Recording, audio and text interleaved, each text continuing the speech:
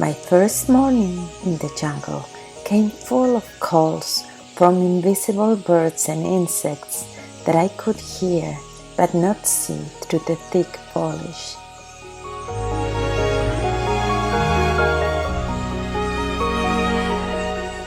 The light shone lazily on Pedro Camejo Island. At 5 in the morning, I left my tent and took my camera to photograph this surprising world. I could hear the songs, calls, tweets, chirps, and screeches, but locating them was difficult.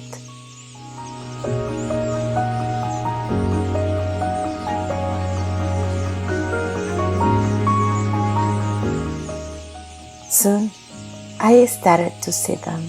I found a masked cardinal, which is not very common, and it was new to me. It only lives near large bodies of water and in a very restricted area. It is such a stunning bird.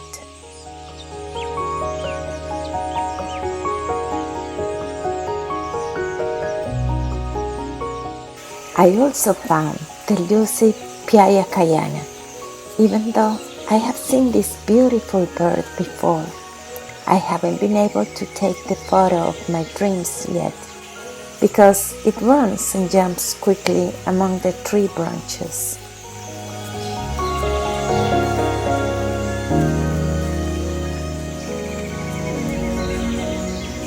After a breakfast of eggs, corn cakes, and pineapple, I went to the forest with Andres. He lives on the island and was my guide to the mountain of Cerro Guajibo. We strolled through the forest of small trees, where the ground was covered with a thick layer of dry leaves that crackle under our feet. I wanted to spend all my time exploring and discovering the hidden treasures inside this magical forest, isolated from the mainland.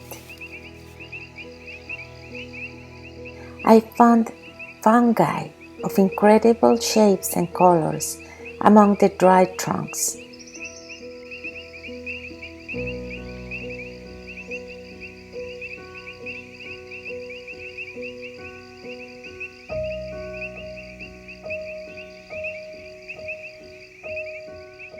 Beautiful orchids,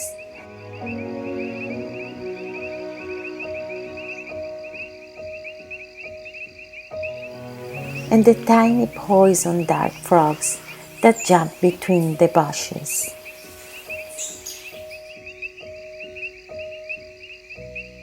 It is difficult to imagine how small they are. They measure less than 1 inch and are very active.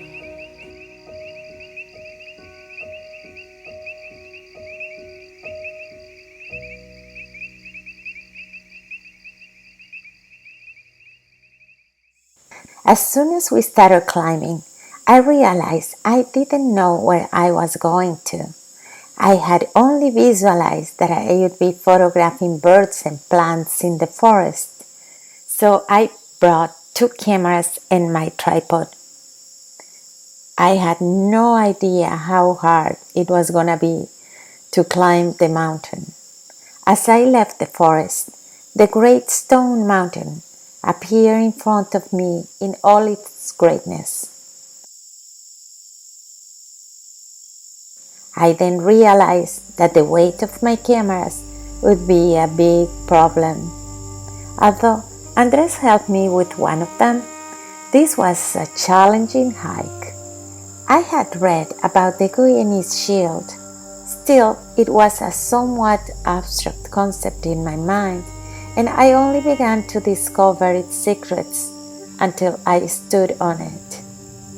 This 900 feet tall hill was made of solid rock with colors ranging from black to dark red. And I crisscrossed the small channels made millions of years ago by the lava that ran over its surface.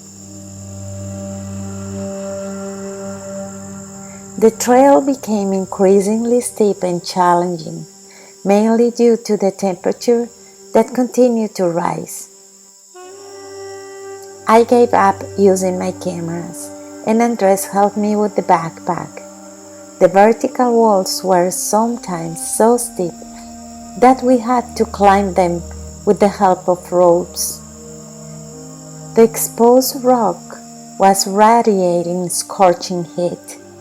The temperature reached 110 Fahrenheit, and I felt standing over fire.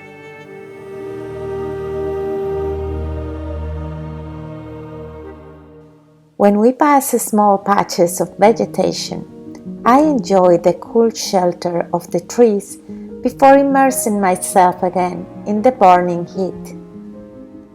Time, water, and wind opened deep cracks on the stone, and inside the broken surface, the soil and seeds scattered by birds created gardens that seemed arranged by skilled gardeners.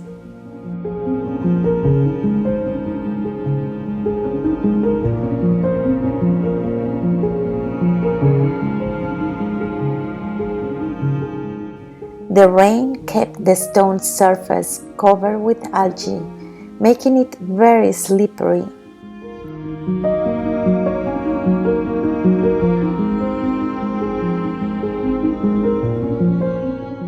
The vegetation was different from what I saw in the forest. The plants on the rock were entirely new to me, some with thorns and thick shoots, others with beautiful flowers.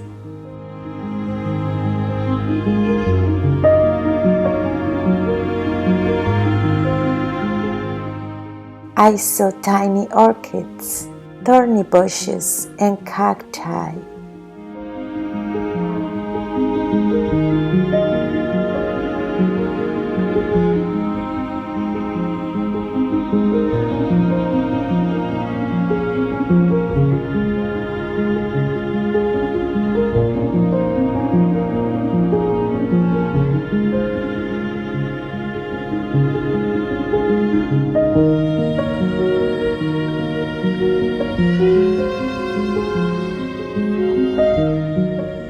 I walked slowly, but my main goal was not just making it to the top. I wanted to explore and photograph every detail of this harsh world. The birds, the lizards, the plants, the trees.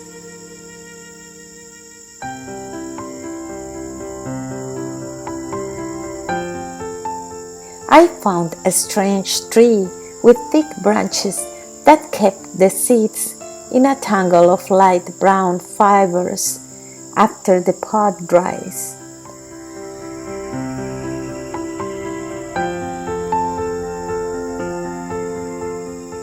Sometimes they had irregular silhouettes, but other times they were shaped like pears.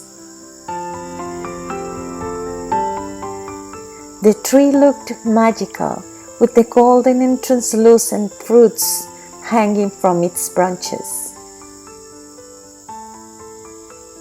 I kept walking and climbing as the temperature got higher.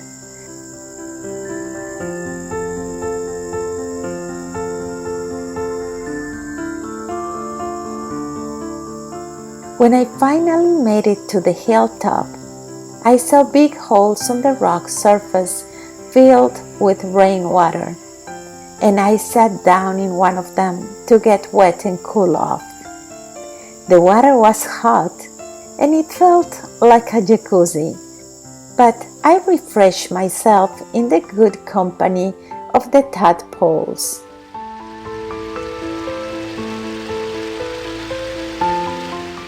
From the top of the mountain, the sight was breathtaking. On one side, I saw Venezuela with the beautiful tepuyes wrapped in mist.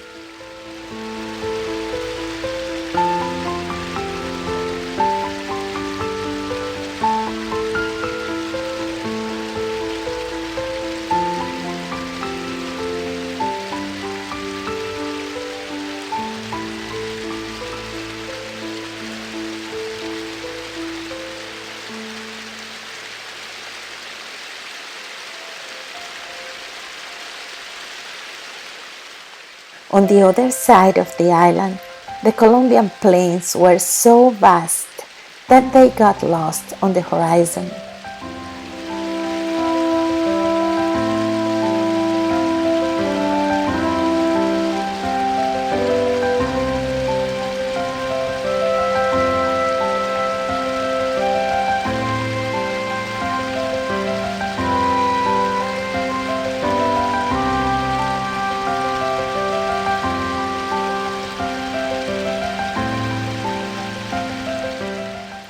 Straight down, I saw the raudal of Maipures, which was described by Humboldt as the eighth wonder of the world. The river narrows in its bed, and due to many gigantic stones, the water picks up speed and bursts with force. I rested for a while under the shade of a vast stone. I gathered the strength to start the descent, which was equally challenging and complex because the rock was very slippery and there was nothing to hold on to. After lunch, I wanted to see the rapids of the raudal of Maipures from the river surface.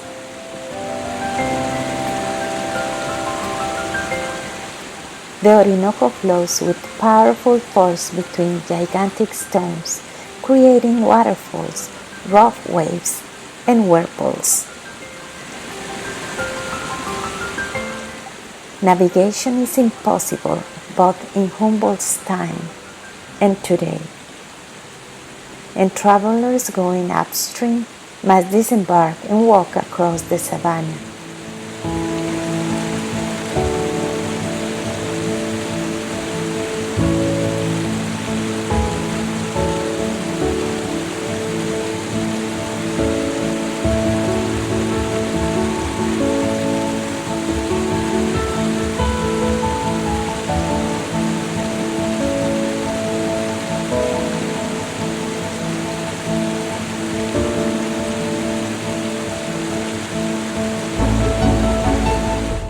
One of the most spectacular stones is called balancin, meaning seesaw, because it is held in a position that defies the laws of gravity.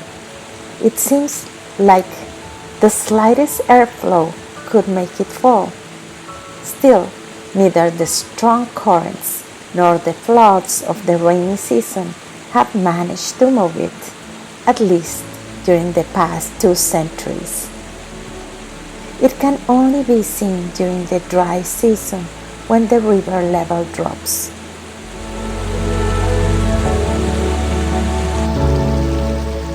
Walking around the river was an incredible experience.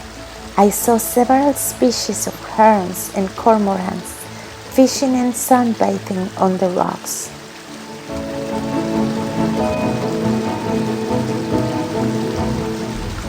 The beautiful swallow-tailed kites circle in the blue sky. The banks of the river were covered by white sand beaches and large, dark, rounded stones that shone in the sun. When the river level changes, the water is trapped between the rocks. The water mirrors multiply these fantastic worlds in its calm waters.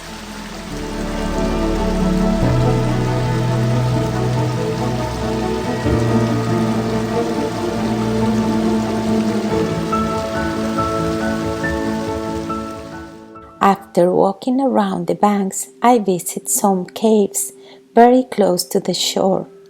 I saw plants growing in the dark where the slightest crack allows sunlight to enter. Mosses, ferns, and some lianas help to have a foothold in the most challenging steps.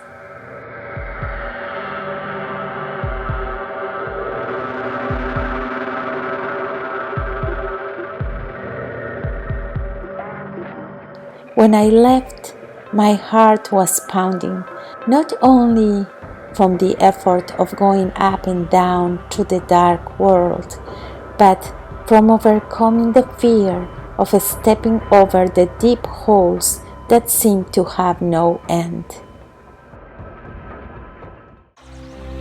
The day still had more surprises in store for me. At the end of the afternoon, my guide took me through the calm waters of the Cerro River, where I had a profound and exciting experience.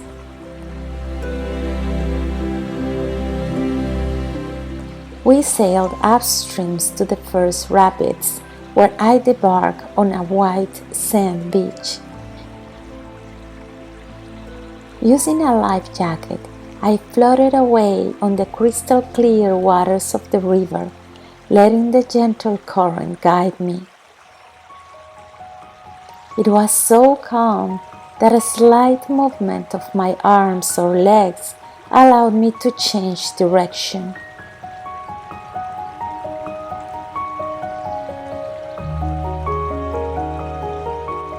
I watched the forest and the giant rocks passing in slow motion as I drifted along the river course. Watching the golden light of sunset with the white herons flying over the riverbed made this moment a perfect and beautiful experience.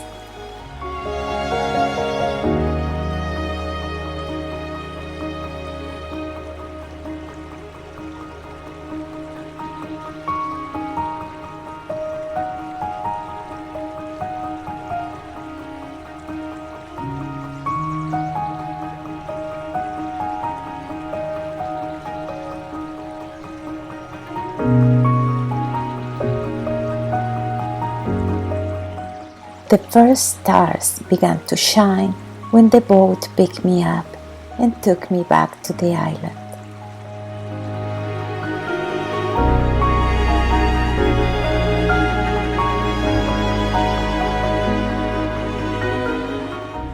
After a dinner of fish and cassava, I went to sleep, dreaming of the fantastic days I had in front of me.